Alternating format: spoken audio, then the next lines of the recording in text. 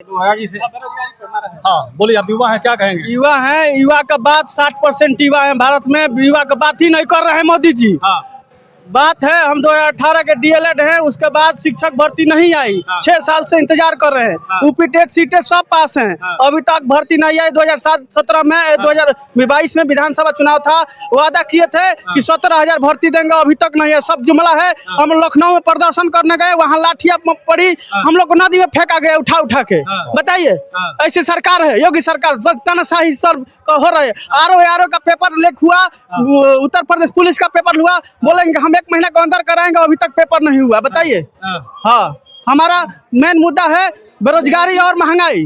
हाँ, हाँ।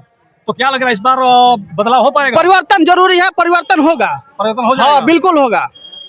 अभी भी मोदी जी कह रहे हैं कि 400 पार हम होने जा रहे हैं। ऐसा कुछ नहीं है, सब जुमला है, सब जुमला है, कुछ नहीं है।